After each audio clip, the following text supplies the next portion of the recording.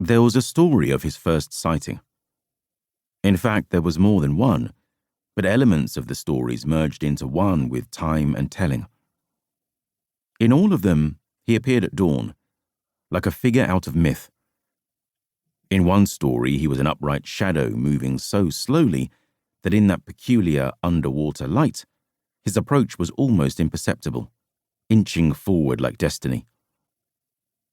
In another, he was not moving at all, not a tremor or a quiver, just looming there on the edge of the town, grey eyes glittering, waiting for someone to appear, for someone whose unavoidable luck it was to find him. Then, when someone did, he slid forward towards him, to fulfill outcomes no one had predicted. Someone else claimed to have heard him before he was seen, to have heard his beseeching, longing howl in the darkest hour of the night, like that of an animal out of legend. What was undisputed, although there was no real dispute between these stories as they all added to the strangeness of his appearance, was that it was Hassanali the shop seller who found him, or was found by him.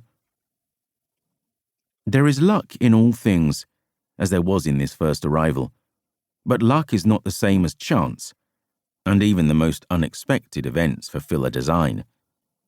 That is, there were consequences in the future that made it seem less than accidental that it was Hassanali who found the man. At that time, Hassanali was always the first person about in the morning in this locality. He was up before dawn to open the doors and the windows of the mosque.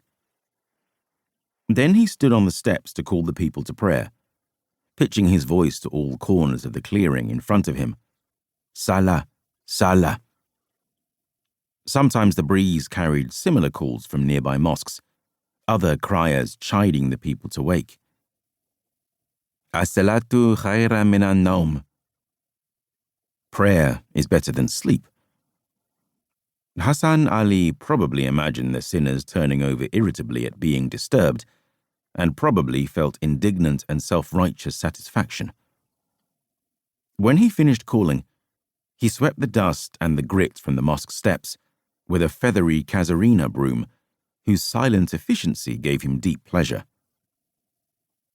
This task of opening the mosque, cleaning the steps, making the call to prayer, was one he had appointed himself to for his own reasons.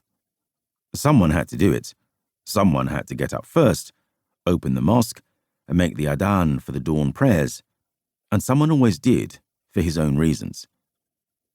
When that person was ill or grew tired of the charge, there was always another person to take over.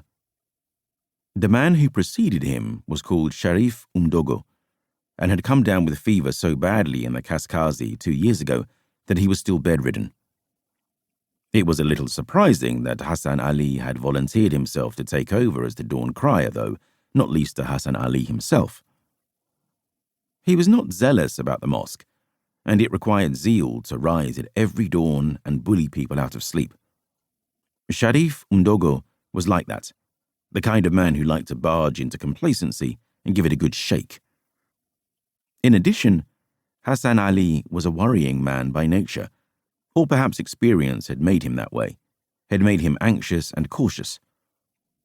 These semi-nocturnal chores tortured his nerves and disturbed his nights, and he feared the darkness and the shadows and the scuttlings of the deserted lanes. But then these were also the reasons he offered himself for the task, as a submission and a penance. He started doing the duty 2 years before the dawn of this sighting, when his wife, Malika, first arrived. It was a plea that his marriage should prosper and a prayer for his sister's grief to end. The mosque was only a short stroll across the clearing from his shop, but when he started making the dawn call to prayer, he felt obliged to do as his predecessor, Sharif Umdogo, had done. He entered nearby lanes, more or less shouting into bedroom windows as he walked past, bellowing at the sleepers. He worked out a route which avoided the chasms and caves where the worst of the shadowy mischief lurked, but he was still prone to seeing spectral visions hurrying away into the darkest parts of the streets as he approached, fleeing the prayers and holy words he uttered as he exhorted the slumbering faithful. These visions were so real, a monster claw glimpsed at the turning of a lane, discontented spirits softly panting somewhere behind him, images of gross underground creatures which glowed and faded before he caught proper sight of them, that often he performed his tasks in a sweat, despite the dawn chill,